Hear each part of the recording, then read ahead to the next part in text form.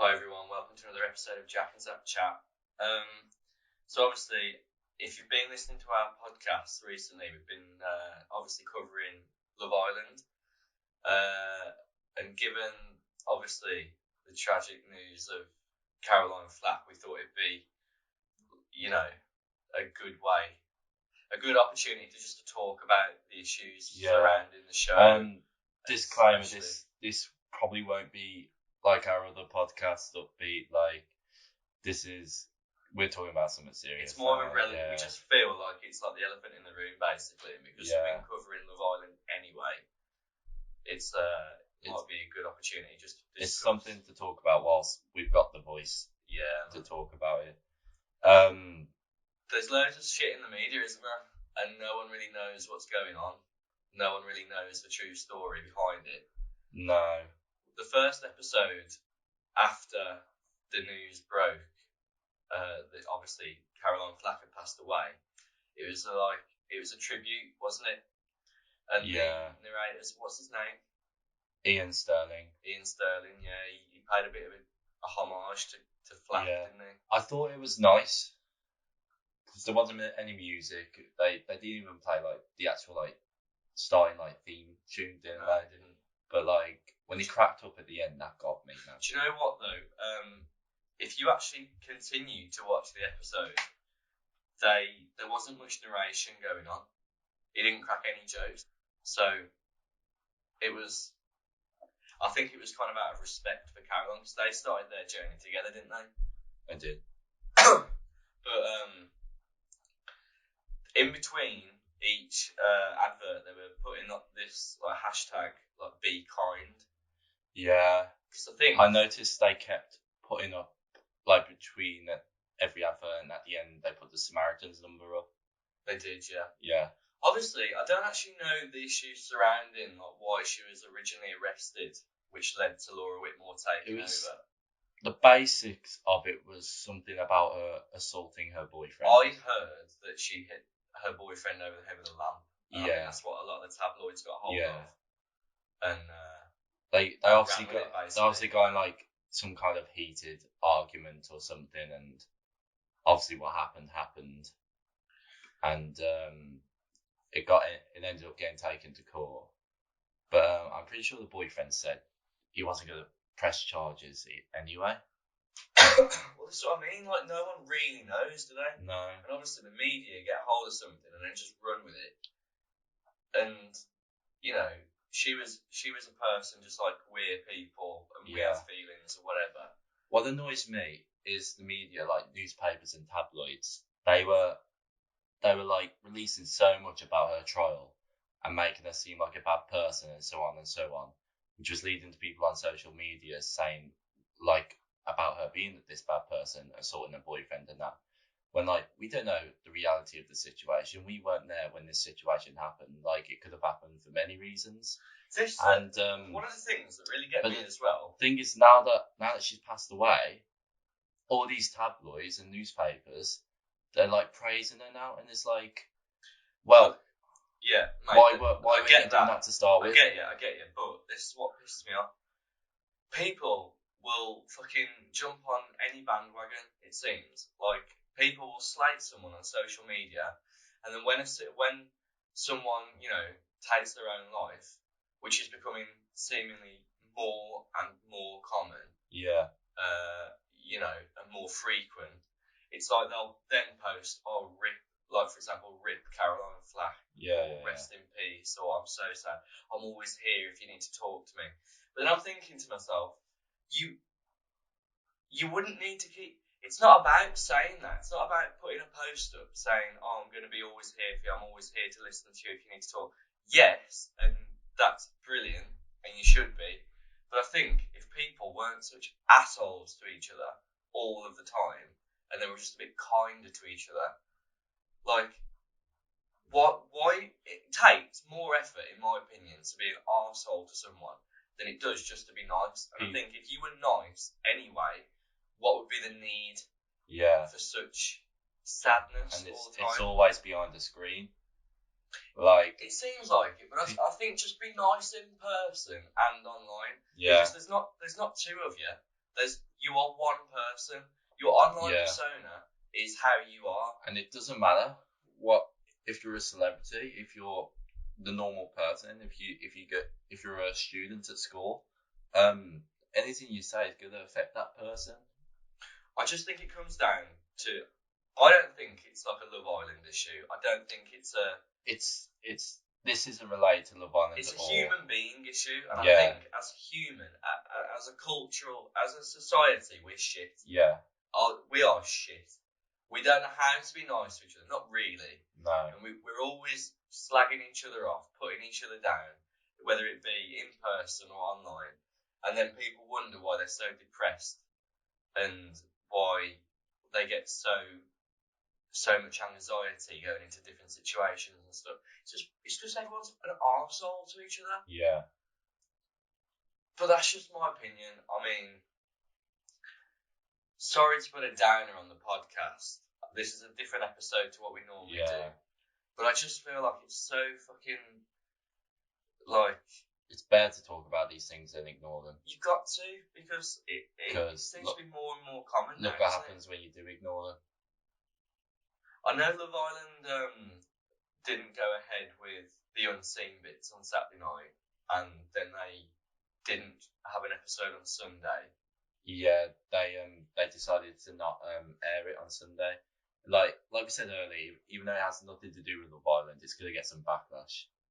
Definitely. And because it's the third person in relation to the show to take their own life. Like, I will not be surprised if they cancel Love Island after this season.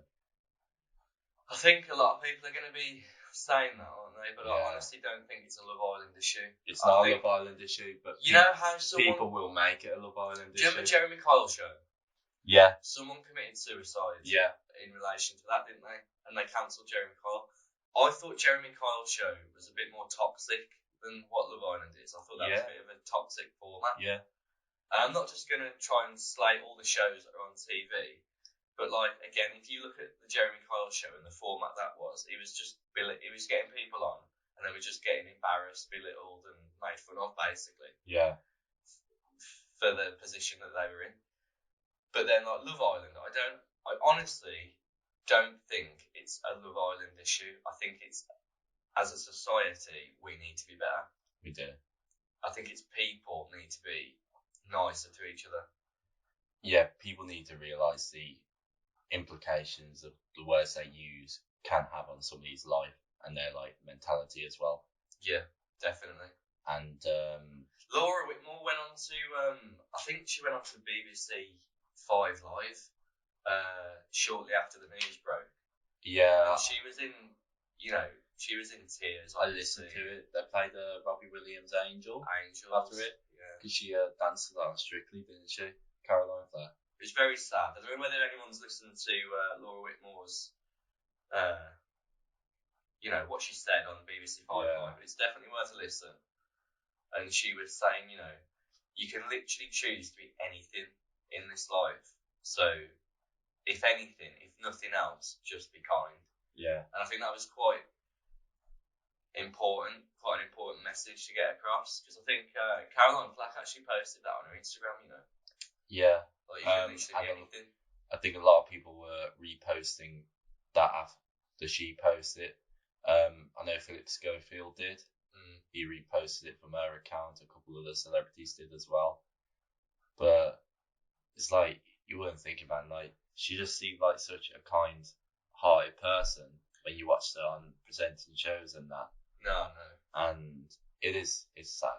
It's really sad. Let me just find something that kind of caught my eye. And obviously, I don't mean to like dog people out, but obviously, a lot of celebrities were like posting things about Caroline Flack and what they were thinking about it. And there's one here, like, I don't know whether anyone follows Amanda Holden on Instagram. I don't, but she put like, may she rest, at the end of her message, she put, may she rest in peace, and those responsible for this lack of humanity be brave enough to admit their shame. Now, she's obviously pointing the finger at loads of people there, wanting someone to blame, and I get that, but it's it's everyone as a society. I know there Yeah. are obviously people that are more guilty of slandering people than others, but just everyone, man. Everyone likes to bite at each other, don't they? Everyone likes to bite. Everyone likes someone to blame. And they like to bring other people down to make themselves feel better. Exactly. And it's just not. Oh God, I hate it, man. It's one Yeah. of the worst things about today's society. Yeah. In my opinion, I think it's shit. Yeah. Just look at how low people get. Look at how fucking obsessed we are with our self-image, you know, and everything like that. I know. But in terms of Love Island's future, I don't know what they're going to do, but I think there's going to be heavy media on it. There might come a point where it'll probably seem like they're going to cancel the show completely, but I don't think they will. I think, obviously, Caroline Flack, she was a piece of that show. well, she was with it from the start. Exactly. And I feel like they'd probably carry it on in her name with keeping Laura Whitmore on as a host.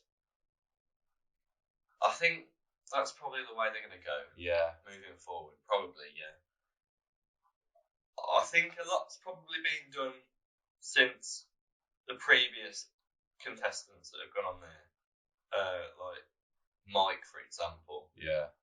Or was it Sophie before that as well? That both took their own life. Yeah, it's Sophie, and Mike, yeah. And I think they've probably upped the and level again, of aftercare. Wouldn't expect it after seeing them on the show. Well, they were both very popular figures on the show. Exactly, yeah. I think, like you said, it's an aftercare situation, but obviously Caroline Flack, she's been in the spotlight for ages, hasn't she? She has. It's just this one occasion where obviously things just got a bit hard for her. And you know what? I'm not claiming to know much about Caroline Flack. I don't. I just think the situation's really sad. Yeah, it is. And really, it's just so overwhelmingly sad. And I think it's put a damper on everyone because no one really saw it coming. No one saw it coming, did they? No. But obviously, she had a lot of pressure from everyone, and with this supposed trial that she had to, get ready for. But who knows, man? Who knows what kind of place she must have been in at that point? Yeah. I think it'd be alright for us to end it there. Yeah. Don't want to drag it out for too long. No, I didn't want it to drag it out for too long. But that's our thoughts on it anyway. Yeah. Obviously. And it's such a sensitive subject as well. If anyone wants to, give us any feedback on it, then you're more than welcome. Yeah. Obviously, rest in peace, Caroline Flack. Thoughts and prayers out to everyone, whoever her death has affected, family, friends. And if you ever need help, if you're ever struggling, just pick up the phone. Someone's going to talk to you. Just be nice to everyone, man. Yeah. Thank you for listening. Yeah, cheers.